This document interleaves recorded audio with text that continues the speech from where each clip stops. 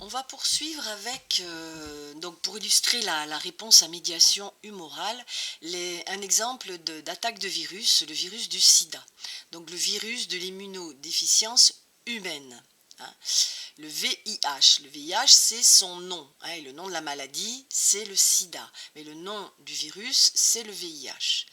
Donc le sida, c'est un virus qui est assez tordu parce que, mais très intelligent, parce qu'il, d'ailleurs c'est pour ça qu'on n'a toujours pas de vaccin, c'est parce qu'il se cache dans les LT4.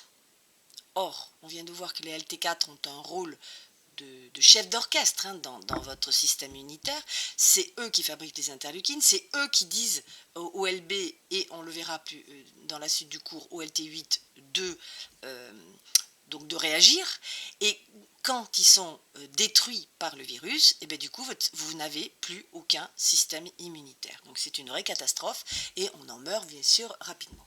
Alors, vous avez ici les trois phases du sida, de la maladie du sida, donc la primo-infection, la phase asymptomatique qui peut durer plusieurs années, où vous êtes asymptomatique, hein, c'est-à-dire que vous êtes porteur de la maladie, mais vous n'avez pas de symptômes, et puis tout d'un coup, pour une raison X ou Y, le sida se déclare, et là, bien sûr, vous n'avez plus pas trop longtemps à vivre.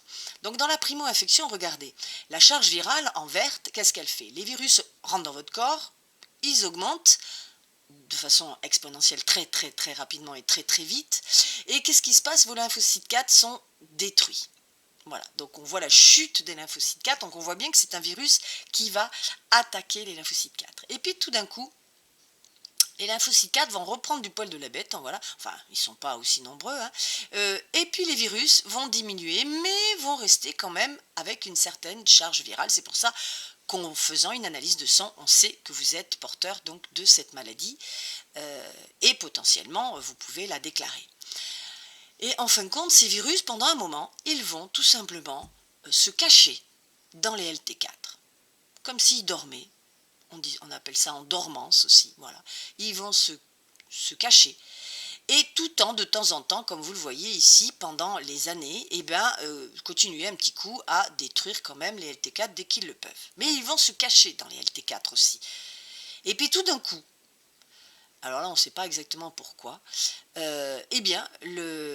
ils attaquent complètement l'LT4, vous n'en avez plus, regardez la chute ici, vous n'avez plus de LT4 du tout, et là vous êtes en pleine maladie, c'est-à-dire que la charge virale est à son maximum, et du coup il n'y a plus de commandant à bord, hein, c'est-à-dire qu'il n'y a plus de décideur, il n'y a plus d'interleukine, du coup le LB, ils ont beau voir passer le virus sous leur nez, ils peuvent rien faire.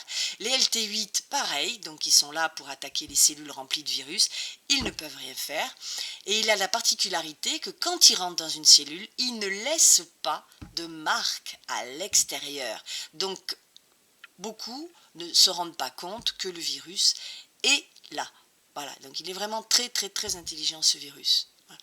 Donc c'est pour ça que le sida est vraiment un exercice qui tombait régulièrement au bac, hein. Voilà, on doit essayer de pouvoir comprendre que le virus, en attaquant le LT4, attaque le chef d'orchestre, donc attaque le pivot du système immunitaire spécifique, hein, donc adaptatif, et du coup la personne elle meurt pas du sida, en fait, elle meurt de tout ce qu'elle attrape, puisqu'elle peut attraper la tuberculose, elle peut attraper voilà, plein de maladies qui sont mortelles. Voilà, en fait, quand la personne qui a le sida meurt d'autres maladies que le sida, mais le sida bloquant son système immunitaire, et bien comme vous pouvez vous rendre compte, et bien il peut plus se défendre, donc il meurt de tout ce qu'il va attraper. Enfin, quand il faudrait le faire vivre dans une bulle, hein, une bulle stérile, et là il pourrait vivre, mais bon, malheureusement on ne peut pas obliger quelqu'un de rester dans une bulle. Voilà pour cet exercice-là. Vous avez aussi alors 234, vous avez le coronavirus, tiens, qui est à la mode, hein, n'est-ce pas? Sur la piste des anticorps neutralisants, le coronavirus. Donc ici vous avez sa jolie photo. Et là, on en parlera de cet exercice puisque on parle du sérum, hein, on parle de protéines virales, d'anticorps produits en laboratoire. Donc ça, on en discutera. Le mieux, c'est qu'on en discute ensemble de cet exercice.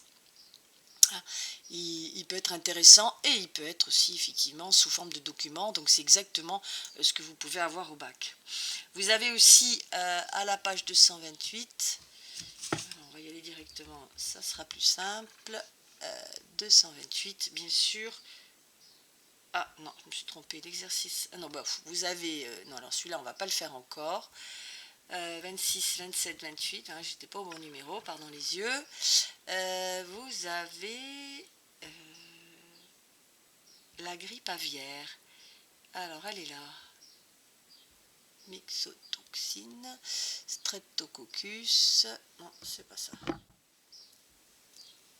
Alors, vous avez ici l'exercice sur la grippe aviaire, qui est un alors grippe aviaire, vous savez, sur les oiseaux, le fameux virus H5N1. Et on vous explique un petit peu comment ce virus. Alors voilà un document, hein, que vous pouvez avoir un jour de bac, alors sur une autre maladie, hein, mais un peu la même présentation. Donc vous avez des documents qui vous disent que, ben voilà, que le virus est ici, peut faire donc une pandémie, c'est-à-dire une pandémie, c'est sur la planète entière, hein, et vous avez donc une possibilité d'avoir par les oiseaux, donc tous les oiseaux migrateurs, arriver donc sur l'homme, mais là il faudrait une co-infection, ce qui est un petit peu un scénario malheureusement qui pour l'instant n'existe pas. Sinon on est tous ce sont les oiseaux pour l'instant qui sont malades. Voilà. Donc on vous met un document ici sur l'impact bien sûr on a tué malheureusement des millions de canards et bien sûr la vente des foie gras a baissé, on s'en doute. Vous avez ici aussi les mesures de biosécurité. Vous voyez, ce document il est très bien fait parce qu'il reprend beaucoup de choses transversalement parlant du cours d'agronomie, de zootechnie et de biologie, pile poil le document idéal de bac. Hein, où on vous montre ici qu'il y a des mesures de biosécurité, hein, on en a parlé en cours quand on a fait la sécurité alimentaire, donc la bioexclusion, la bioprévention, la biocontamination, le bioconfinement et le biocompartimentation. Donc voilà un petit peu le principe de la biosécurité. Voilà. Donc ça, on essaiera de le faire ensemble en retour en classe. Donc voilà pour ces exercices.